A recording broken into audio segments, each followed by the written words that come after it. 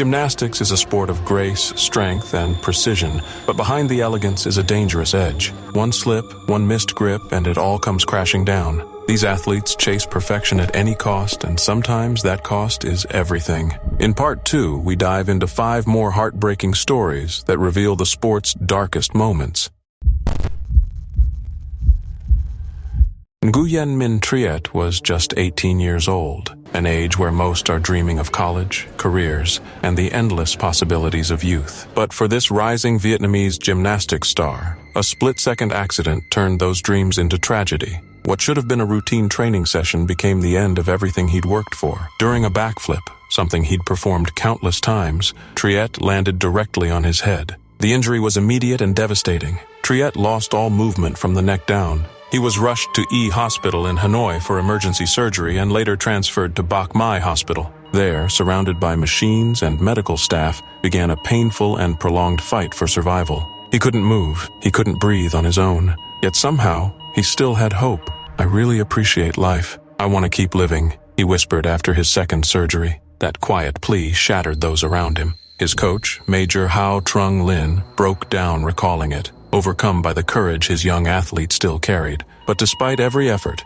Triet's condition worsened. In April, he was moved to Thon Nan Hospital, where his final days were spent surrounded by his devastated family. On May 9th, 2024, Guan Mint Triet passed away. His death sent a shockwave through Vietnam's sports community. He wasn't just an athlete, he was the emotional center of his family. The third of 4 siblings, Triet was a silent provider. His father was retired and working security jobs to make ends meet. His mother was battling cancer. His older brother was too ill to work, and his youngest sister was only 5. Every month, Triet handed over his entire gymnastics salary to help support them, without ever complaining. Even under that immense pressure, Triet trained harder than anyone. Coaches described him as relentless, motivated not by fame, but by the dream of representing Vietnam on the world stage. He began gymnastics at just 7 years old. By 12, he had earned a spot on the national youth team. By 15, he'd already won national titles in the U12 through U15 age groups.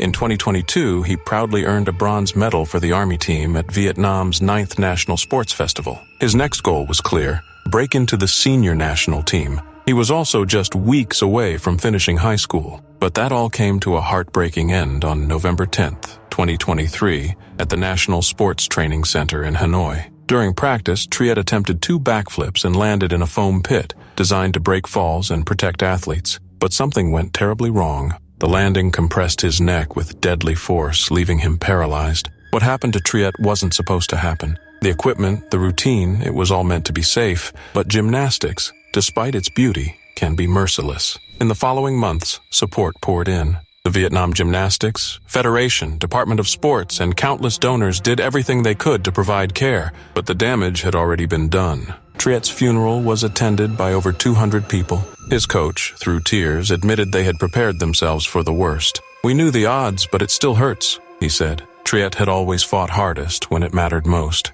That spirit never left him. His story is more than a tragedy. It's a reminder of sacrifice, resilience, and the hidden weight young athletes often carry.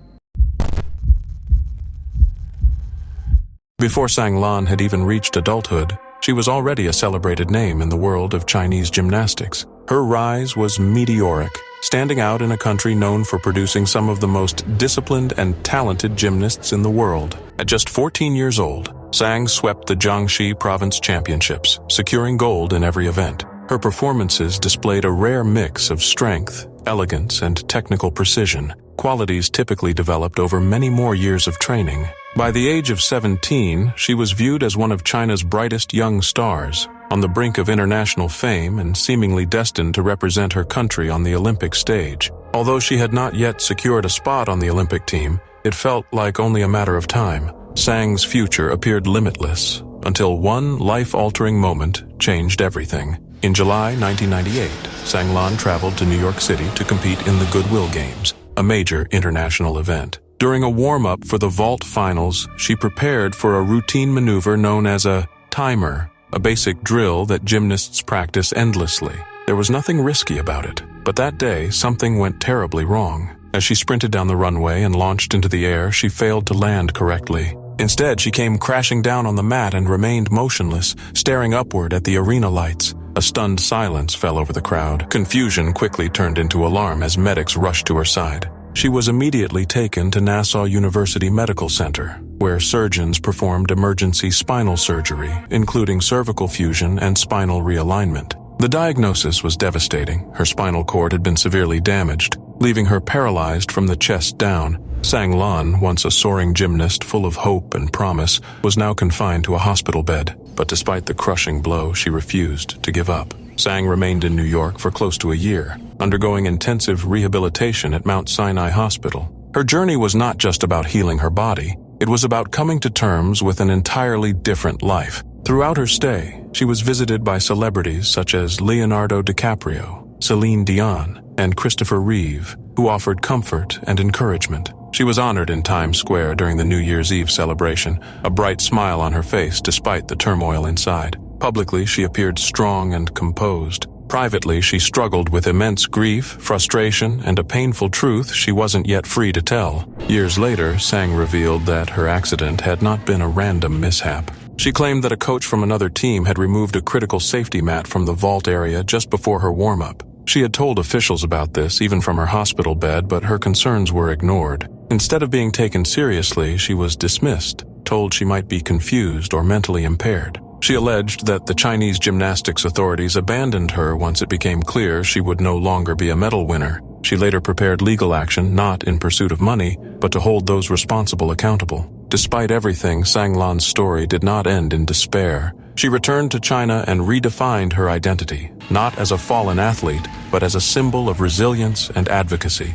She became a vocal campaigner for the rights of people with disabilities and for greater protections for injured athletes. Her life inspired a television drama. She hosted sports programs, carried the Olympic torch in 2008, and even pursued studies at Peking University. Determined to stay active, she trained in table tennis with hopes of competing in the Paralympics. Sang Lan never stood on the Olympic podium, but her story reached millions. Though gymnastics took her ability to walk, it could never steal her courage, her voice, or her unbreakable spirit.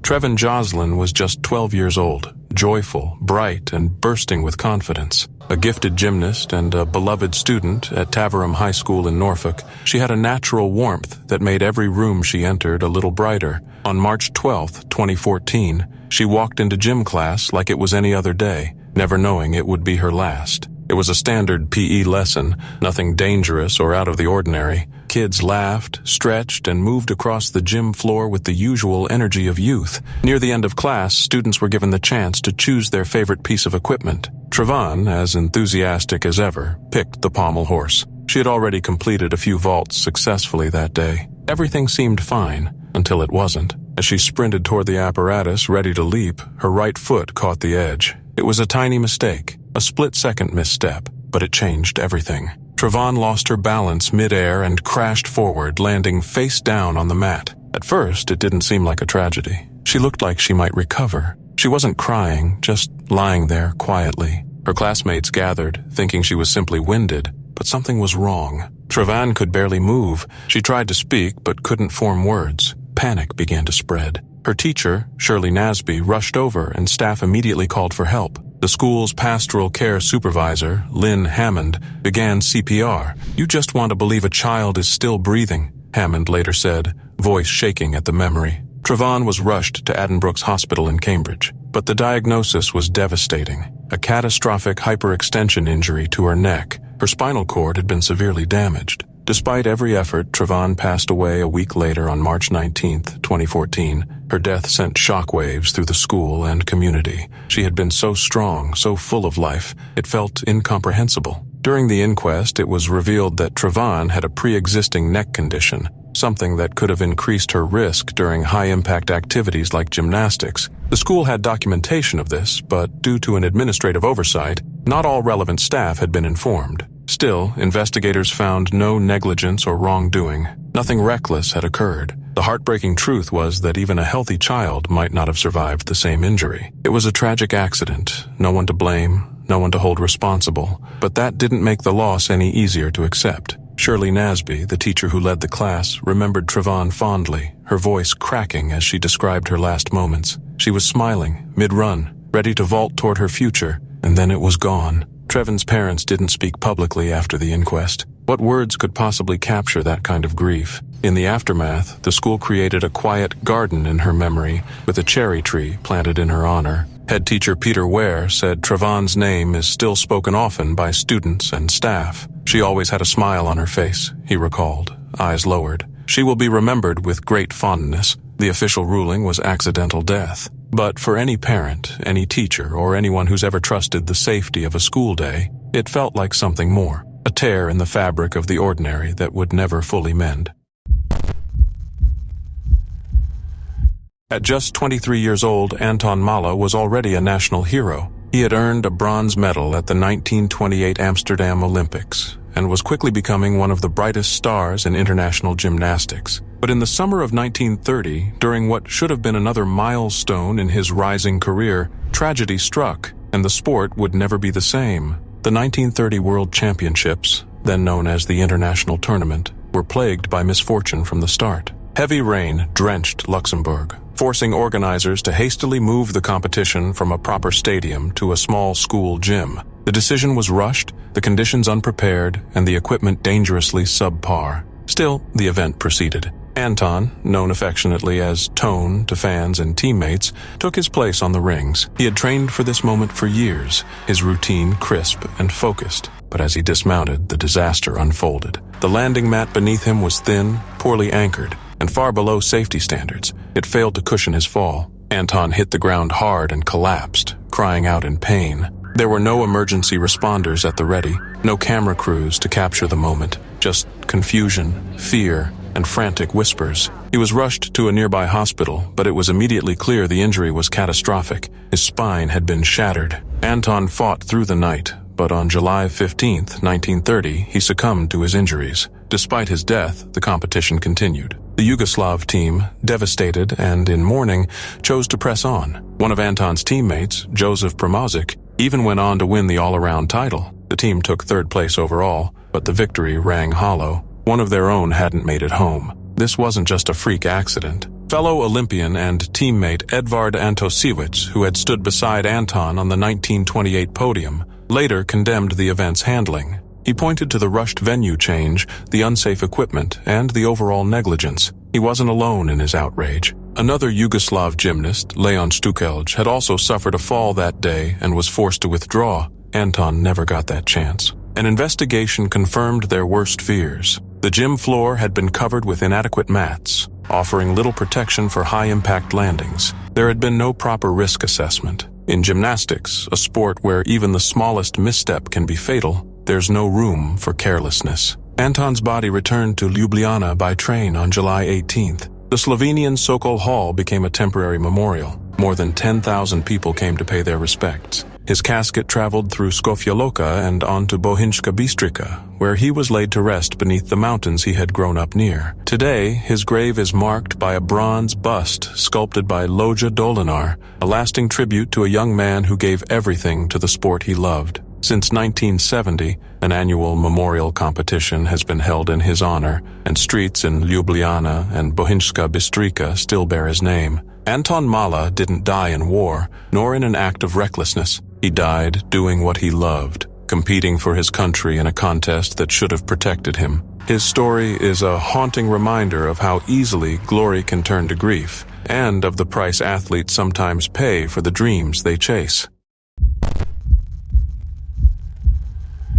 It was an ordinary summer day at one of Romania's top gymnastics schools in Deva. Inside the gym, 12-year-old Alexandra Huchi was training quietly and alone, working carefully through drills due to a recent wrist injury. She weighed just 55 pounds, but carried an extraordinary burden, the legacy of Romania's world-famous gymnastics tradition. Coaches said she had something special, and she did, right up until the moment she didn't. That morning, nothing seemed unusual. Alexandra had been practicing in the foam pit, showing the same focus and discipline that had already made her a rising star. Then, out of nowhere, she walked over to her coach, Liliana Kozma, and softly said she needed to use the restroom. Minutes later, she returned pale and trembling and whispered that she couldn't continue. She had just vomited. Coach Kozma didn't hesitate. They went straight to the school doctor, but by then, something inside Alexandra was already failing. The physician quickly called for an ambulance. According to the doctor, she was still conscious when they loaded her in, but the nurse who rode with her later said otherwise.